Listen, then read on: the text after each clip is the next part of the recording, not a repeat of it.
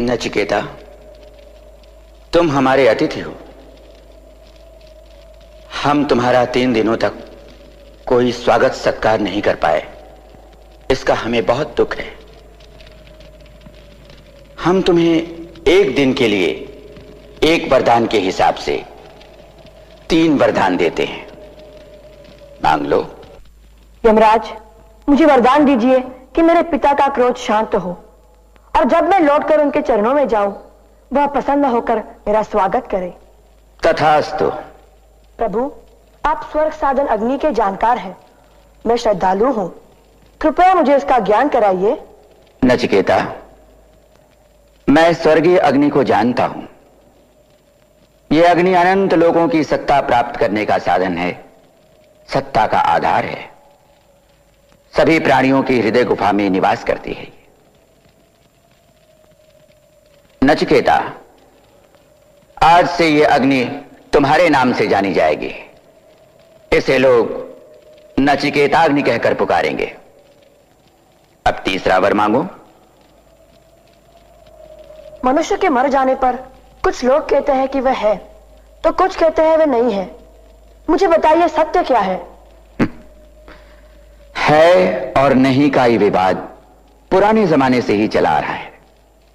देवता भी नहीं जान पाए कि जीवन और मृत्यु का रहस्य क्या है। नचिकेता, तुम कोई दूसरा वर मांग लो। इस प्रश्न को हमारे लिए ही छोड़ दो। महाराज, इस विषय के जानकार आप ही हैं। आप ही समझा सकते हैं, दूसरा कोई नहीं। और इस वर के सामने दूसरा वर है भी तो नहीं। नचिकेता, तुम कोई और वर मांग लो। 100 वर्षों की दीर्घायु वाले पुत्र मांग लो। हाथी घोड़े मांगो, धरती मांगो, चाहो तो अपने लिए दीर्घायु मांग लो। नहीं महाराज। तुम कुछ और मांग लो। मृत्युलोक में इच्छाओं को पूरा करना असंभव हो, ऐसी कोई चीज मांग लो, हम दे देंगे। पर मृत्यु का रहस्य हमसे न पूछो। इच्छा पूरी होने का सुख कितनी देर टिकेगा? जब जीवन ही इतना छोटा है तो सुख कितना होगा? नहीं महाराज, आप मुझे यही वर दीजिए। मृत्यु का रहस्य खोलकर समझाइए। नचिकेता, इसके 2 ही रास्ते हैं, एक श्रेय का, आनंद का, और दूसरा क्षणिक सुख का। दोनों ही मनुष्य को आकृष्ट करते हैं, पर विचारवान मनुष्य सभी दृष्टियों से सोच समझकर क्षणिक सुख को नहीं, श्रेय को ही चुनता है। नचिकेता, तुमने सोचा है, समझा है, सुंदर और प्रिय का गहराई से निरीक्षण किया है और उन्हें त्याग दिया है। तुम धन और ऐश्वर्य के मोह जाल में नहीं फंसे हो, जैसा कि बहुत से मनुष्य उसमें डूबते हैं और नष्ट हो जाते हैं।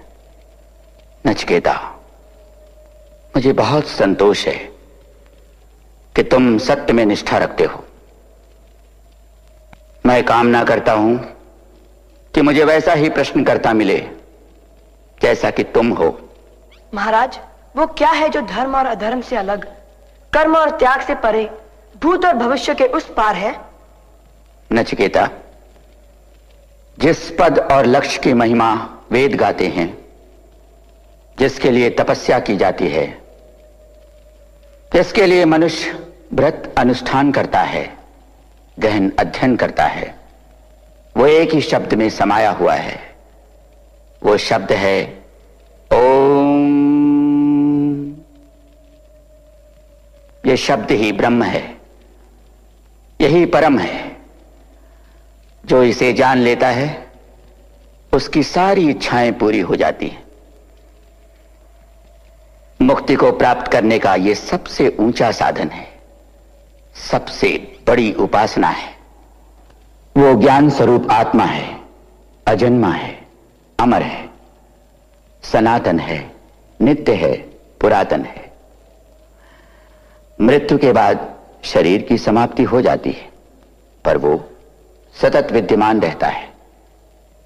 नचिकेता, अगर मारने वाला सोचता है कि मैं मारता हूं और मरने वाला सोचता है कि मैं मर गया हूं, तो दोनों ही नासमझ है, दोनों अज्ञानी हैं। मनुष्य के भीतर बैठा सनातन न तो मारता है न मरता है। नचिकेता, अब मैं तुम्हें सनातन ब्रह्म का रहस्य बताता हूं, आत्मा की उस अवस्था के बारे में बताता हूं जो मृत्यु के बाद प्राप्त होती है। आत्मा माता के गर्भ में जाकर दोबारा नया शरीर पा सकती है। अपने पूर्व जन्म के ज्ञान और कर्म के आधार पर पेड़ पौधों में भी जा सकती है। भले ही हम नींद में हो, पर यह आत्मा हमेशा जागती रहती है और हमारे लिए एक अद्भुत स्वप्न की दुनिया रच देती है। नचिकेता,